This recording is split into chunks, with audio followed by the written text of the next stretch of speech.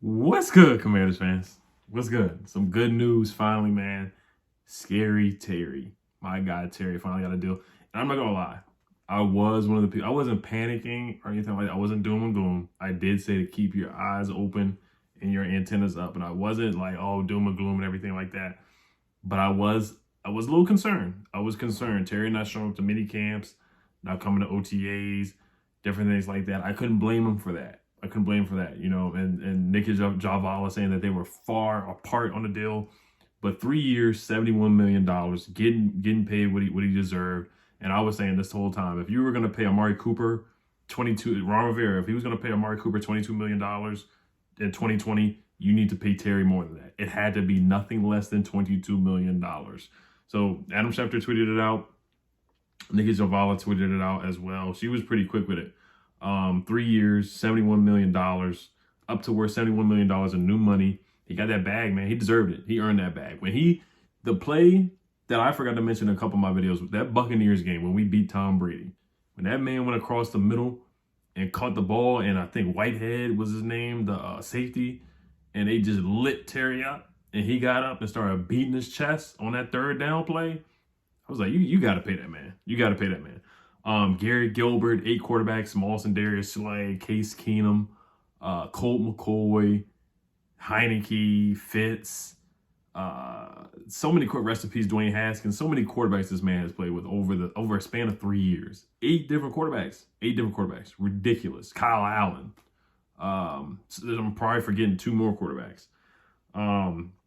Terry McLaurin signed a 3-year extension worth up to $71 million in new money that places him amongst the NFL's top 5 highest paid wide receivers, sources tell ESPN. Buddy Baker and Tony Bonagara, exclusive sports group, finalized deal today with Washington SVP Rob Rogers. The new 3-year extension for Terry McLaurin includes a $28 million signing bonus, the largest given to any wide receiver, and also has 76.4% of the new money in deal guaranteed.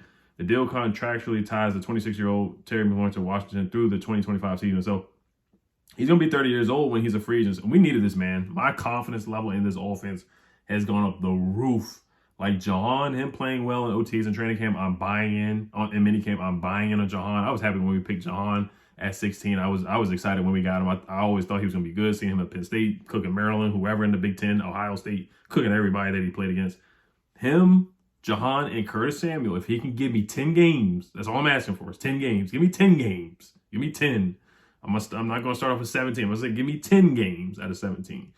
Curtis Samuel, Diami takes somewhat of a leap there. Logan Thomas comes back healthy.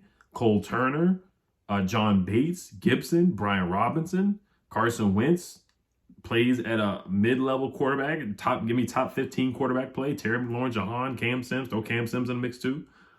I'm a believer in this offense. I really am. I'm a believer in this offense. I think we can have a high octane, potent offense with Terry McLaurin, Jahan, Curtis, Diami, all those guys I just named. I think we can have a legitimate offense. So this guy, he deserved to get paid, man. This guy, character guy, nothing, no problems in the locker room.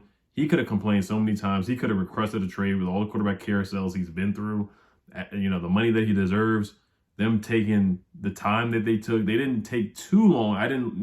The timing, it was somewhat of a concern. I know Jonathan Allen's deal was done before training camp, but it's different because wide receiver money and defensive tackle money is different in the way that wide receivers typically carry themselves and how they, react contractually. We've seen a lot of guys take stuff down on their Instagram, stuff like that, Twitter or whatever. Terry's not that kind of guy. He just doesn't do stuff like that. So Terry McLaurin, he's the number 1 wide receiver in my eyes. I think he's the best wide receiver in the NFC East. I think he's better than A.J. Brown. A.J. Brown had Tannehill and Derrick Henry, and he had Corey Davis and Julio Jones on the other side. This guy, no knocks to his teammates, but Dontrell Inman, Isaiah Wright, Steve Sims, guys like that were his wide receiver number 2.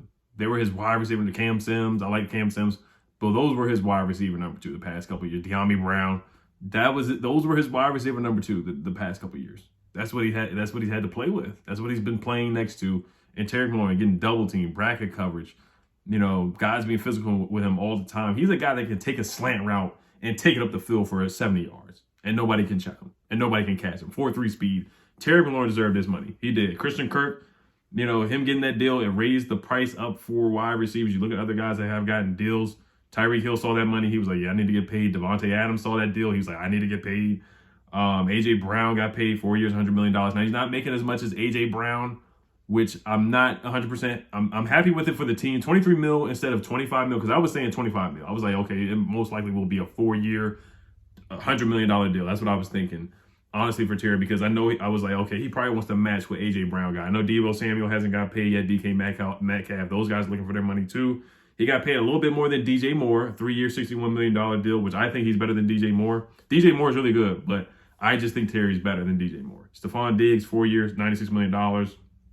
Mike Williams and Chris Godwin got 3 years, $60 million. Those are all the wide receivers that just got paid this all season, this summer. So Terry, he's averaged 1,000 yards receiving in 3 NFL seasons, man. In 3 NFL seasons, he's done his thing, man. He's been able to go out there, and he led the league in contested catches.